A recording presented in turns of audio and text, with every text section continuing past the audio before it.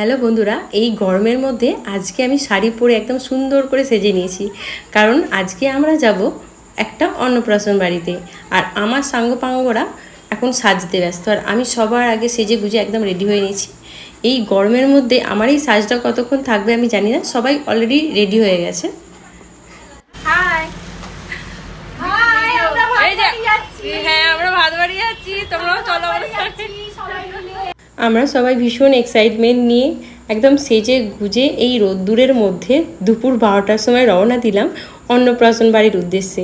সবাই টোটোতে করে যাচ্ছিল, আর আমি যাচ্ছিলাম আমার একমাত্র বাহন, আমার ব্লু উইংসে করে, আমার স্কুটিটা করে।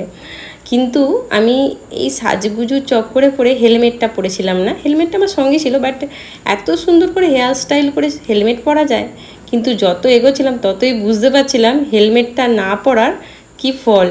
মাথা অলরেডি তেতে উনুন হয়ে গেছে আমার। এক্ষুনি যদি ভাতের হাঁড়ি বসে দেওয়া যায় ভাত হয়ে যাবে। বেশ অনেকটা রাস্তায় যেতে হচ্ছিলো, বাট চারিদিকে গাছপালা থাকার জন্য এই রাস্তা দিয়ে স্কুটি চালাতে বেশ ভালোই লাগছিল আমার। প্রায় 20 মিনিট গাড়ি চালানোর পর অবশেষে আমরা পৌঁছে গেলাম অন্নপ্রাশন বাড়িতে। আর প্রচণ্ড রাস্তার গরমে আর এখানের গরমে আমাদের মেকআপ অলরেডি গলতে শুরু করে দিয়েছে। এসে দেখলাম এখানে সামনেই এক জায়গায় লস্যি দিচ্ছে, তাই আমি 3-4 গ্লাস লস্যি খেয়ে নিলাম। কারণ প্রচণ্ড জল তেষ্টা পেয়েছিল আর গরম হচ্ছিল, তাই হাতের সামনে লস্যি পেয়ে আর ছাড়লাম না, 3-4 গ্লাস খেয়েই নিলাম। আর আমার মতো সকলেরই একই অবস্থা, ঘেমে নিয়ে চান। আর ভেতরে গিয়ে দেখলাম আমাদের গুবলু বাবু, মানে রাজবীর বাবু, যার অন্নপ্রাশন, সেও কান্নাকাটি করছে গরমের মধ্যে। তারও ভীষণ বিরক্ত লাগছে, সকলে তাকে পাখা নিয়ে হাওয়া করতে ব্যস্ত। বাট এত গরমের মধ্যেও রাজবীর বাবু কিন্তু নিজের গিফটটা ছাড়তে নারাজ। অবশ্যই তার গিফট সে তো নেবেই। আমি একটু আমাদের রাজবীর বাবুকে একটু আদর করে নিলাম, একটু চটকে নিলাম। গুলুমুলু বাবুটাকে বেশ চটকাতে ভালোই লাগছিল, কিন্তু গরমে বাবুটার খুব কষ্ট হচ্ছিল। গুবলু বাবুকে আদর করে আমরা সোজা চলে গেলাম খাবার প্যান্ডেলে, কারণ অনেকটাই বেলা হয়েছে আর প্রায় 800 লোকজন বলেছে, তাই আর দেরি করলাম না, কারণ এরপর আস্তে আস্তে ভিড় হয়ে যাবে।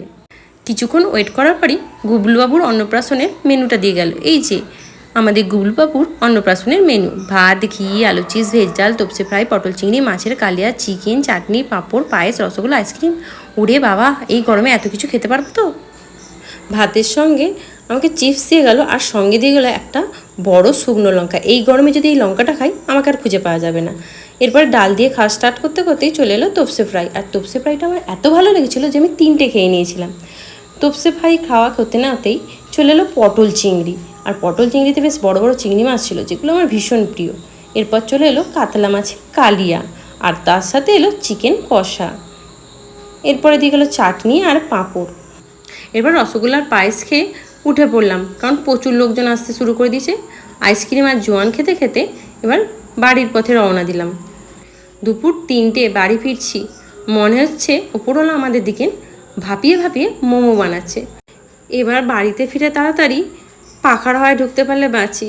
ওকে বন্ধুরা, টাটা।